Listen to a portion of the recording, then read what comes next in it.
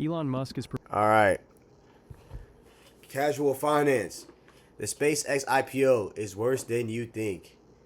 Let's see. preparing the largest initial public offering in human history. At a $1.75 trillion target valuation, SpaceX would be worth more than Whoa, every they ain't even released it yet.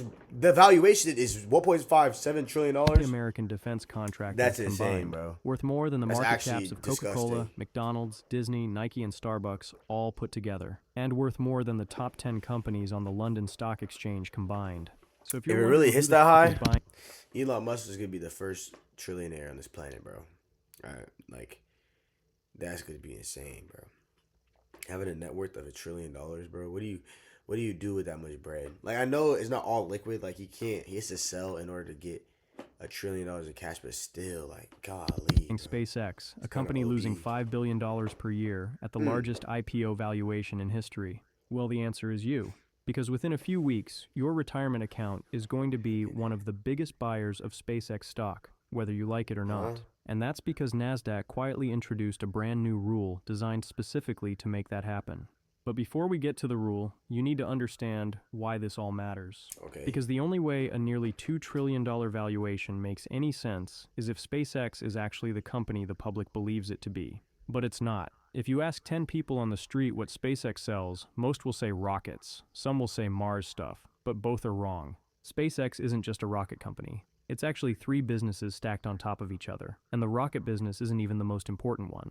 There's the good, the bad, and the ugly that comes with this company, and trust me, it gets pretty ugly. So let's start there. It's the part of SpaceX that gets the most attention and creates the least value.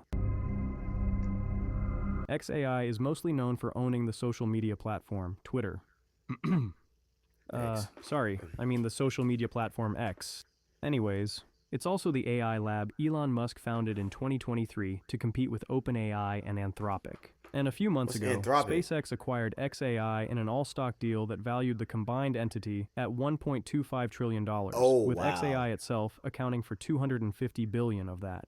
If you're wondering how it's allowed for one of Elon's companies to acquire another one of Elon's companies, the answer is, I have no idea, but it happened.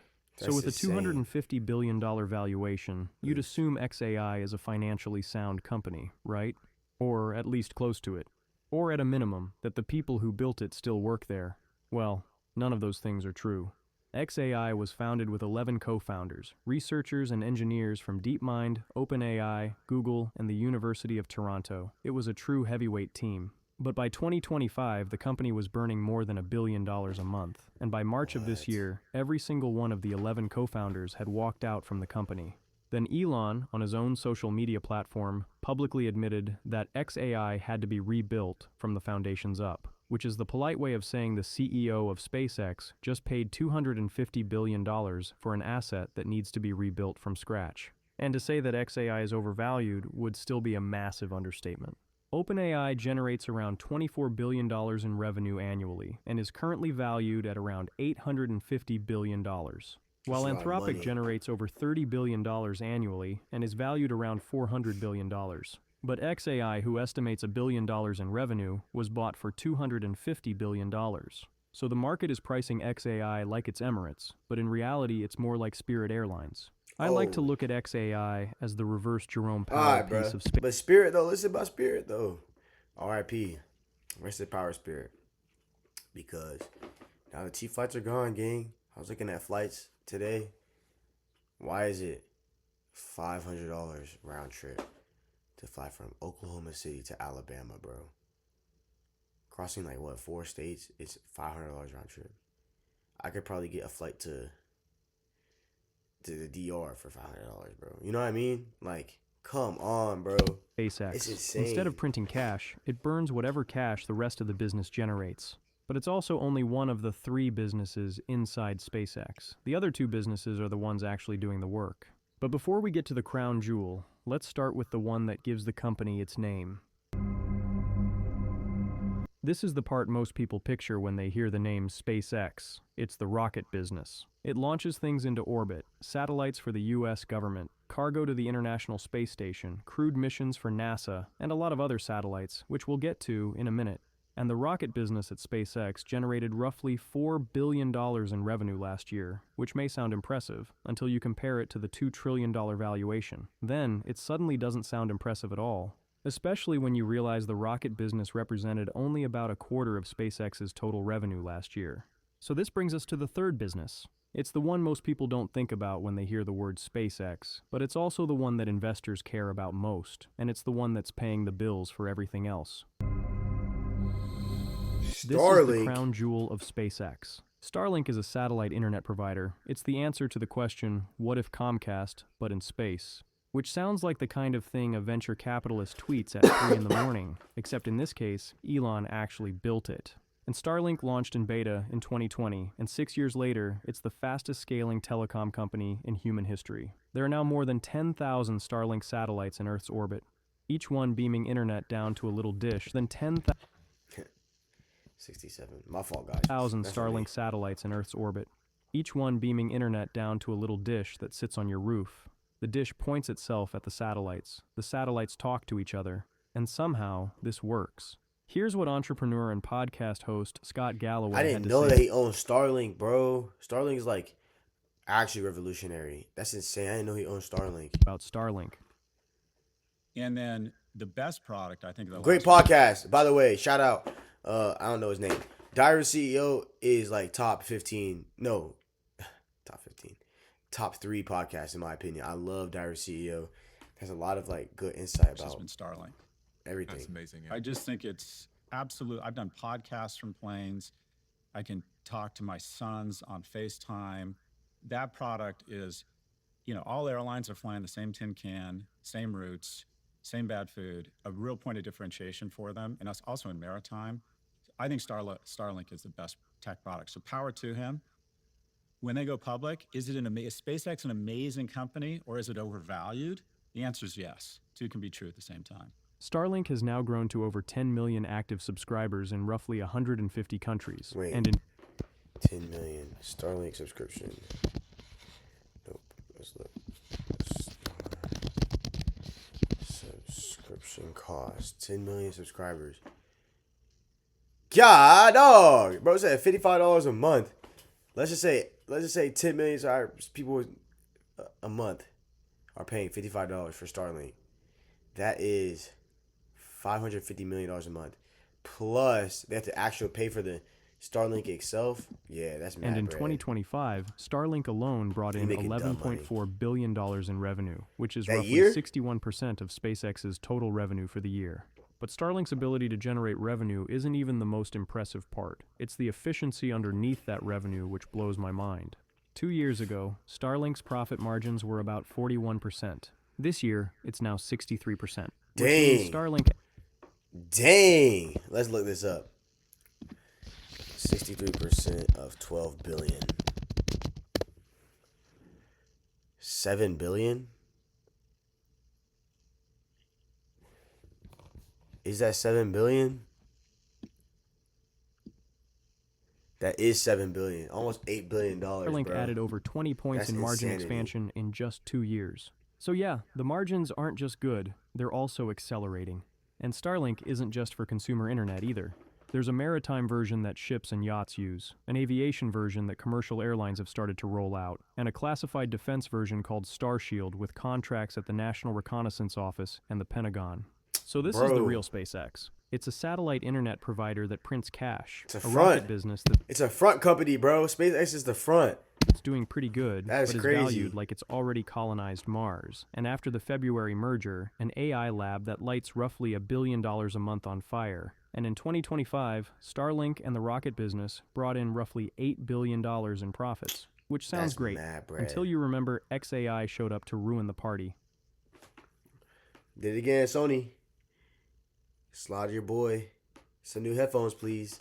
Thank you. Because the consolidated company of SpaceX, until you remember XAI showed up to ruin the party. Because the consolidated company of SpaceX, which also now includes XAI, ended up losing nearly $5 billion last year still making $3 on billion. roughly $18.5 billion in revenue. Golly. So let's go back to the question from earlier. Who the fuck is buying SpaceX at a $1.75 trillion valuation? And our answer to this question from earlier still stands. It's you. And Me? this is Bro, where I'm the not real buying story nothing, for the King. SpaceX IPO I don't have a actually 401k, is. bro. I got one challenge for you. Try No. Whisper Flow once. One No. time. And I promise No. you'll understand why I have. It's not about rockets. It's not about magic satellites in space. It's about the financial system changing the rules right before the biggest IPO in market history. Because on May 1st of this year, NASDAQ adopted something called the Fast Entry Rule. And with SpaceX reportedly targeting a June date for their initial public offering, the timing for this new rule is extremely convenient. But before we get into how we've quietly changed the rules to roll out the red carpet for SpaceX, a quick pause. Because this video is sponsored by WhisperFlow. WhisperFlow and every me. Hours booter. The Saudi jingle has been pegged to the dollar for what looks like that to OPEC used to correlate and talk. And here's how it works. Oh, it's still the ad, nice man. I'm tripping. carpet we rolled out for SpaceX. Okay, and my where fault, it guys. actually leads. The NASDAQ Locked in. 100 is the gold standard for technology and growth companies. It's not only a badge of honor for companies to be included in it, but there's more than 200 investment products with over $600 billion in assets that track the index. Which means once you're included in the index, it basically forces every investment fund that follows the index to automatically buy your stock, which translates to billions of dollars of investment capital. And under the old rules, a newly listed company had to wait at least 3 months before it could be added to the NASDAQ 100 index. That waiting period existed for a reason. It gave the market time to discover the actual price before passive index funds were forced to buy in. But the new fast entry rule cuts that waiting period from 3 months to just 15 trading days. It's 3 months of price discovery compressed into 3 weeks, which speeds up the process for SpaceX to get that automatic demand coming in. But this isn't even the change that matters most, because there was also 2 other rule changes. There also used to be a minimum free float requirement to join the NASDAQ 100. A company needed at least 10% of its shares actually available for the public to buy and sell. SpaceX is targeting a free float of 4 to 5%. Under the old rules, they wouldn't qualify. Under the new rules, that minimum is gone, and SpaceX suddenly qualifies. And then there's also the new hidden multiplier. This one is the hardest to wrap my head around. Because buried in the technical language of the new rules is a hidden multiplier. For companies with a free float under 20%, NASDAQ now treats the float as 3 times bigger than it actually is, meaning a 4% float gets weighted as if it were 12%. A 5% float gets weighted as if it were 15%. Here's what all this basically means. We've bent the rules and rolled out the red carpet for SpaceX. We've changed the listing requirements so that SpaceX can join the index with just 5% of the company actually trading publicly, a float level that would have been an automatic disqualification 6 months ago. We've changed the price discovery timeline so that SpaceX skips the standard 3-month seasoning and gets dropped into the index just 15 trading days after going public. And we've changed the weighting rules so that ETFs are now legally required to treat SpaceX's float as if it were 3 times larger than it actually is, meaning we've built manufactured demand. And this is all unfolding right now. But it's not just SpaceX. OpenAI and Anthropic are both reportedly eyeing their own public listings this year, and both will almost certainly list with the same configuration the new rules were quietly tailored for. They better be like meaning the NASDAQ didn't rewrite the rules for one company. It rewrote them for a class of companies, and SpaceX was just the first in line.